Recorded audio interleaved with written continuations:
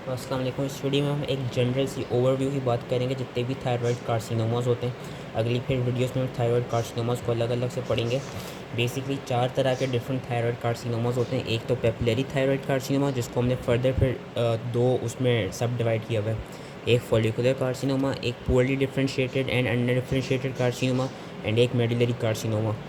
जो papillary thyroid carcinoma है उसको हमने फिर दो उसमें सब डिवाइड किया हुआ है कि एक कन्वेंशनल पेपिलरी थायराइड कार्सिनोमा होता है और एक उसका फॉलिकुलर इनकैप्सुलेटेड फॉलिकुलर वेरिएंट होता है। जो इनकैप्सुलेटेड फॉलिकुलर वेरिएंट है वो फर्दर टू में सब डिवाइड हुआ है कि invasive encapsulated follicular variant and एक है non invasive follicular variant with papillary like nuclear features है। जब हम आगे नेक्स्ट वीडियो में पढ़ेंगे तो उसको और डिटेल में पढ़ेंगे। जो ये तीन है, दीज तीन basically arise from thyroid follicular cells, where जो मेडुलरी कार्सिनोमा होता है it is derive from your parafollicular और सी सेल्स। इनमें देखा गया कि कुछ प्रिकर्सर लीजन्स होते हैं। अब जिस तरह जो कन्वेंशनल पेपिलरी थायराइड कार्सिनोमा है it arises from papillary micro carcinoma. जो इन्वेसिव इनकैप्सुलेटेड फॉलिकुलर वेरिएंट है पेपिलरी थायराइड कार्सिनोमा का, that basically arises from a non invasive thyroid neoplasm with papillary like nuclear features. And जो follicular carcinoma होता है it arises from non functioning follicular adenoma. Medullary के हमने कब पढ़ लिया था कि medullary arises from your parafollicular cells. जो पुअरली डिफरेंशिएटेड एंड जो एनाप्लास्टिक है या जो undifferentiated carcinoma that basically arises from these two tumours के जो शुरू के दो ट्यूमर्स होते हैं इन्हीं में ही फर्दर और कोई क्या कहते हैं वो हो जाती है और डिफरेंट तरह की जेनेटिक म्यूटेशंस आ जाती हैं और डिफरेंट तरह की ड्राइवर म्यूटेशंस वो उनको एक्वायर कर लेते हैं या एडिशनल म्यूटेशंस को एक्वायर कर लेते हैं। तो इन्हीं दो से आगे जाके फिर पुअरली डिफरेंशिएटेड और एनाप्लास्टिक हमारे पास कार्सिनोमास अराइज होते हैं। हम इसका जो ये वाला फ्लो चार्ट है, ये वाली फ्लो चार्ट काफ़ी अच्छी उन्होंने बताया हुआ है कि हर डिफरेंट जो वेरिएंट है वो किन किन जीन से अराइज कर रहे हैं। तो हम पहले कुछ जेनेटिक फैक्टर्स पढ़ लेते हैं, ओवरव्यू सा कर रहे हैं, और फिर हम इसके एनवायरमेंटल फैक्टर्स पढ़ेंगे जिसकी वजह से थायराइड कार्सिनोमास अराइज करते हैं। यूजली ये देखा जाता है कि वो genes which are related to your receptor tyrosine kinase उन्हीं में ही कोई बेसिकली म्यूटेशन या मसला आया हुआ होता है। सबसे पहले हम बात करते हैं कन्वेंशनल पेपिलरी थायराइड कार्सिनोमास की, जो कि पहली हमारी सब टाइप थी। जो कन्वेंशनल पेपिलरी थायराइड कार्सिनोमास होते हैं उनमें ज़्यादातर ये देखा गया कि या तो ट्रांसलोकेशन हो चुकी थी, chromosomal translocation which leads to gene fusion of RET and और NTRK, या क्या मिलता है या हमको पॉइंट म्यूटेशंस मिलती हैं ब्राफ में। दो तरह की हमको म्यूटेशंस मिलती हैं कि या तो क्रोमोसोमल ट्रांसलोकेशन हो गई जिससे फ्यूजन जीन्स बन गई हैं RET और NTRK की, या क्या हो गया ब्राफ में म्यूटेशन हो गई है। अब जो RET जीन होती है जिसको हम रेड जीन भी कहते हैं, that RET gene it basically encodes a receptor tyrosine kinase which is normally not expressed in the thyroid follicular cells. तो इस केस में क्या होता है कि जो कन्वेंशनल पेपिलरी थायराइड कार्सिनोमा होता है इस केस में ये होता है कि ये वाला जो रिसेप्टर थायरोसिन काइनेज है जो कि एक्सप्रेस नहीं नॉर्मली एक्सप्रेस नहीं हो रहा होता थायराइड फॉलिकुलर सेल्स में, वो इस कंडीशन में बेसिकली एक्सप्रेस होने लग जाते हैं कि एक्टिव फॉर्म्स बन जाती हैं RET टायरोसिन काइनेज की, और इसकी फ्यूजन जीन्स बन जाती हैं किसके साथ PTC1 और PTC2 के साथ RET की फ्यूजन जीन्स बन जाती हैं। या कभी कभी ऐसी क्रोमोसोमल ट्रांसलोकेशन होती है कि NTRK1 की या पैरासेंट्रिक इन्वर्जन हो जाती हैं क्रोमोसोम की, जिसकी वजह से ट्रांसलोकेशन हो जाती है NTRK1 की, और NTRK1 की भी अपनी फर्दर फ्यूजन जीन्स बन जाती हैं। एक तो ये म्यूटेशंस होती हैं। दूसरा क्या होता है which is seen in 50 to 80% of conventional papillary like thyroid carcinomas कि गेन ऑफ फंक्शन म्यूटेशन हो जाती है ब्रेफ जीन में। ब्रेफ जीन में क्या होता है कि जो ब्रेफ जीन का 600 कोडोन होता है वहाँ पे वेलिन टू ग्लूटामेट चेंज हो जाता है। Valine has basically converted glutamate amino acid in the 600 codon of BRAF gene, and we know कि BRAF encodes a serine threonine kinase and different growth factor signaling pathways। तो जो conventional papillary thyroid carcinoma होता है उसका एक और variant देखा जाता है टॉल सेल वेरिएंट। अगेन हम नेक्स्ट वीडियो में उसको ज़्यादा डिटेल पढ़ेंगे। तो जो टॉल सेल वेरिएंट होता है, टॉल सेल वेरिएंट में बेसिकली ये वाली म्यूटेशन देखी जाती है कि ब्रेफ जीन की म्यूटेशन हो चुकी होती है। जो 600 कोडॉन होता है वहाँ पे valine to glutamate amino acid का एक्सप्रेशन चेंज हो चुका होता है के। और इस तरह के जो ट्यूमर्स होते हैं जो कन्वेंशनल पेपिलरी थायराइड कार्सिनोमास होते हैं उनमें देखा जाता है कि देयर इज़ रिड्यूस्ड या decrease expression of thyroid differentiation markers like thyroglobulin and thyroid peroxidase, and there is also a higher risk of extra thyroidal extension and higher risk of recurrence in those tumours in your conventional papillary thyroid carcinomas which are present with these types of mutations. ये भी हमने बात कर ली papillary thyroid carcinomas की। अब हम आते हैं फॉलिकुलर वेरिएंट पे।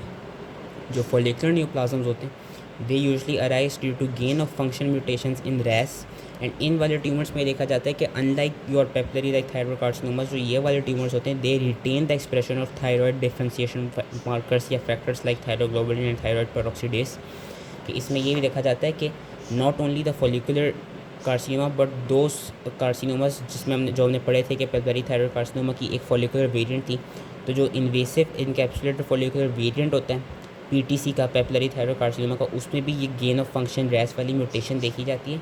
एंड एक और तरह की म्यूटेशन देखी जाती है कि होता क्या, इसमें भी एक फ्यूजन जीन बन जाती है पैक्स8 और PPARG, which is a peroxisome proliferated activated receptor gene, which is a nuclear hormone receptor that is implicated in terminal differentiation of thyrocytes, के जो हमारी फॉलिकुलर न्यूप्लाज्म्स हैं और जो हमारे पास नॉन इन्वेसिव और इन्वेसिव फॉलिकुलर थायरॉयड न्यूप्लाज्म्स हैं PTC की सब डिवीज़न में, उनमें पैक्स8 और PPARG की फ्यूजन जीन्स वाली म्यूटेशंस भी देखी जाती हैं। एंड इसमें gain of function mutation in PIK3CA and as well as loss of function mutation in P10, ये दो चीज़ें भी इनमें नज़र आती हैं। तो ये जो जेनेटिक्स हैं ये बेसिकली याद रखनी होगी, इसकी जेनेटिक्स थोड़ी मुश्किल है याद रखना, लेकिन ये इसको मैं एंड ऑफ द वीडियो की दफ़ा दोबारा रिवाइज़ करवा दूँगा। और हम नेक्स्ट वीडियो में जब हम अलग अलग से क्या हम पढ़ेंगे सिंगुलरली कार्सिनोमा जब पढ़ेंगे तो और समझ में आ जाएंगी। फिर हम आते हैं पुअरली डिफरेंशिएटेड और अनडिफरेंशिएटेड कार्सिनोमास में। उनका मैंने बताया था कि दे अराइज फ्रॉम पेपलरी और फॉलिकुलर टाइप्स, कि उनकी फर्दर एडिशनल म्यूटेशंस आ गई हूँ उनकी डी डिफ्रेंसिएशन से, कि बेसिकली जो ये वाले कार्सिनोमास हैं इनमें फर्दर म्यूटेशन आ गई, लाइक पॉइंट म्यूटेशन आ गई P53 की, या बीटा कैंटेनिन की, या टर्ट की वजह से टीलोमेरेज रिसेप्टर टीलोमेरेज रिवर्स ट्रांसक्रिप्टेज, अगर इनमें से किसी जीन्स की कोई फर्दर एडिशनल म्यूटेशंस आ गई, so it will lead to poor differentiated and anaplastic form. Lastly medullary thyroid carcinomas जो होते हैं वो फेमिलियल या स्पोरेडिक हो सकते हैं। फेमिलियल में यूजली MEN2 के साथ देखे जाते हैं, विच इज़ मल्टीपल एंडोक्राइन न्यूप्लेसिया, से हम आगे को पढ़ेंगे वीडियोस में। इस टाइप में देखे जाते हैं कि उसमें जर्नलाइन RET की म्यूटेशंस हो चुकी होती है, और स्पोरेडिक में भी ये देखा जाता है कि RET की म्यूटेशंस हो गई होती हैं। इन्वायरमेंटल फैक्टर्स के environmental factors which leads to thyroid carcinomas के exposure to high ionizing radiations usually in the first 2 decades of life. जब एक्सपोजर होता है आयोनाइजिंग रेडिएशन से, तो ये देखा जाता है कि due to the exposure to ionising radiations, that ionising radiations lead to chromosomal rearrangements, leads to gene fusions, and these ionising radiations they induce a double stranded DNA breaks. And also और कौन से हमारे पास environmental factor देखा गया, deficiency of dietary iodine, जिसकी वजह से goitre होता है, that can also sometimes lead to different types of follicular lesions. क्योंकि अभी हमने पिछली वीडियो में पढ़े थे कि जो मल्टी नोडुलर गॉइटर था कि उसमें कितना ज़्यादा हाइपरप्लेजिया और वो इन्वोल्यूशन हो रही थी, कि देयर इज़ अ चांस कि वो उनमें भी फर्दर म्यूटेशंस हैं वो अक्वायर हो जाएं। So that was a general एक ओवरव्यू। एक दफ़ा मैं रिपीट करा देता हूँ। 4 टाइप्स हैं, papillary thyroid, follicular, poorly differentiated and undifferentiated, और मेडुलरी। मेडुलरी जो ये अराइज कर रहा है पैराफॉलिकुलर सेल्स से, इसका बस इतना ही याद रखना है। और इसमें जो जीन म्यूटेशन देखी जाती है वो RET की देखी जाती है। पुअरली डिफरेंशिएटेड एनाप्लास्टिक ये इन 2 से अराइज करते हैं, जब इन 2 में फर्दर जीन म्यूटेशंस आ जाएं, like point mutation P53, beta catenin and TERT. Follicular जो है, और जो पहले हम आते हैं पेपलरी थायरॉयड की 2 टाइप्स हैं, एक कन्वेंशनल और एक इनकैप्सुलेटेड फॉलिकुलर वेरिएंट। अब जो इनकैप्सुलेटेड फॉलिकुलर वेरिएंट है उसकी फर्दर 2 सब टाइप्स हैं, इन्वेसिव एंड नॉन इन्वेसिव। जो नॉन इन्वेसिव फॉलिकुलर न्यूप्लाज्म है उसमें पेपिलरी लाइक न्यूक्लियर फीचर्स मिलते हैं, जिसको हम अभी नेक्स्ट वीडियो में पढ़ेंगे। इनमें कौन सी म्यूटेशन देखी जाती हैं, एक तो RET की फ्यूजन जीन्स बन जाती हैं PTC1 PTC2 के साथ, कभी कभी NTRK1 की फ्यूजन जीन बन जाती हैं। ब्रैफ की ज़्यादातर कन्वेंशनल में देखी जाती हैं, जो ब्रैफ जीन होती है उसकी म्यूटेशन आ जाती है, पॉइंट म्यूटेशन हो जाती है, गेन ऑफ फंक्शन म्यूटेशन हो जाती है, at the 600 codon valine to glutamate change हो जाता है, जो कि टॉल सेल वेरिएंट में भी देखा जाता है। फॉलिकुलर जो न्यूप्लाज्म्स होते हैं उनमें क्या देखा जाता है, गेन ऑफ फंक्शन हो जाती है रैस की, और क्या देखा जाता है कभी कभी फ्यूजन जीन्स बन जाती हैं between PAX eight and PPARG, gain of function हो जाती है PIK3CA की, एंड लॉस ऑफ फंक्शन हो जाती है P10 की। So that was the overview of your thyroid carcinomas की genes and environmental factors. I hope ये समझ में आ गया हो, and thank you.